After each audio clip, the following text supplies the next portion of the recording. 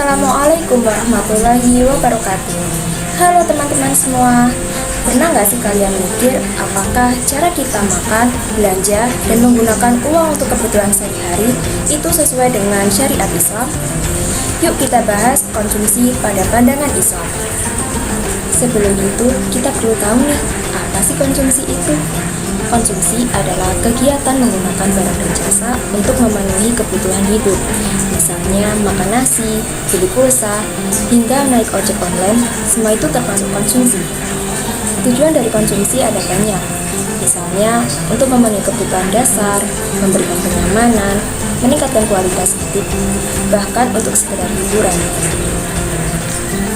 Ada beberapa jenis konsumsi yang perlu kita ketahui. Yang pertama, berdasarkan sifatnya. Berdasarkan sifatnya, konsumsi terbagi menjadi 3. Yang pertama, konsumsi primer. Contohnya seperti makanan, tempat tinggal. Lalu yang kedua, konsumsi sekunder.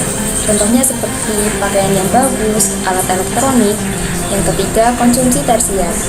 Contohnya seperti perhiasan dan barang-barang mewah.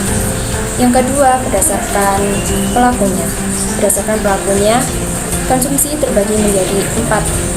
Yang pertama, konsumsi individu, konsumsi rumah tangga, konsumsi pemerintah, dan konsumsi perusahaan. Yang ketiga, berdasarkan waktu penggunaannya.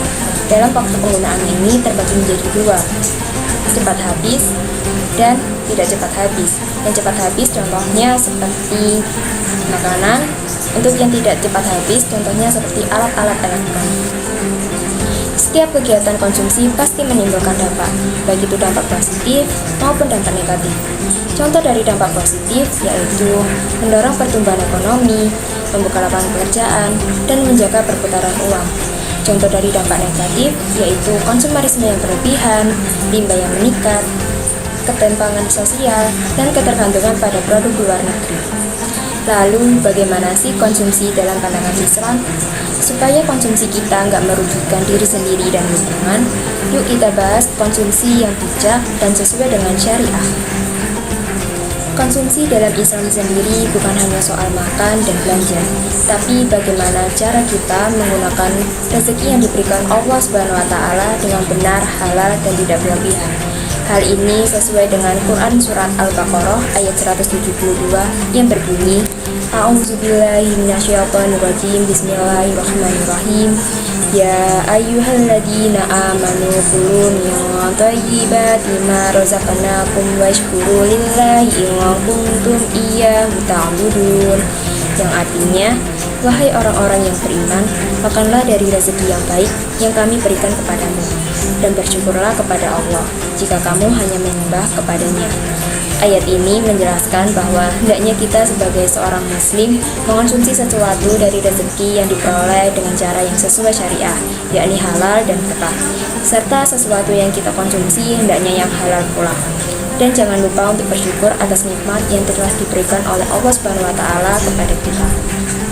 Ada 5 prinsip utama konsumsi dalam Islam. Yang pertama, halal.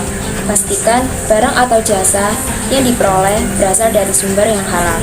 Yang kedua, thayyib, yang artinya baik. Baik yang dimaksud adalah bermanfaat bagi tubuh dan akhlak. Yang ketiga, tidak berlebihan atau israf. Hal ini sesuai dengan Quran Surat Al-A'raf ayat 31 yang artinya, makanlah dan minumlah, tapi jangan berlebihan. Yang keempat, adil dan seimbang. Yang kelima, tidak meniru gaya hedonisme atau tabzir yang bisa kita sebut pemborosan. Contoh kecil konsumsi dalam kehidupan sehari-hari. Yang pertama, makan. Utamakan makanan yang sehat, tidak mubazir, dan tidak berlebihan. Yang kedua, belanja. Utamakan membeli produk karena membutuhkan, bukan karena gengsi atau ikut tren. Yang ketiga, berbagi. Islam sendiri mengajarkan kita untuk berbagi rezeki kepada keluarga, saudara, tetangga, atau orang yang membutuhkan. Rasulullah SAW bersabda, tidaklah anak Adam memenuhi wadah yang paling buruk daripada perutnya. Hadis riwayat Tirmizi. Jika konsumsi tidak dikendalikan, akibatnya akan fatal. Misalnya, menimbulkan hutang, mengundang sifat tamak atau rakus, merusak lingkungan, dan menjauhkan diri dari nilai-nilai spiritual.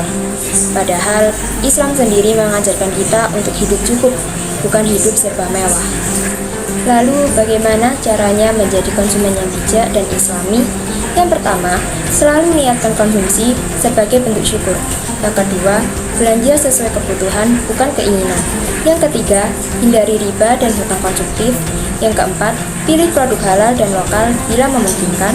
Yang kelima, sisihkan rezeki untuk sedekah. Yang keenam, tanamkan sifat qanaah, yang artinya merasa cukup dengan apa yang ada. Jadi teman-teman, konsumsi dalam Islam bukan hanya soal perut kenyang atau dompet kosong, tapi tentang bagaimana kita menjaga keberkahan hidup. Yuk jadi konsumen yang cerdas, hemat, dan penuh syukur. Sekian yang dapat saya sampaikan, kurang lebihnya saya mohon maaf. Terima kasih. Wassalamualaikum warahmatullahi wabarakatuh.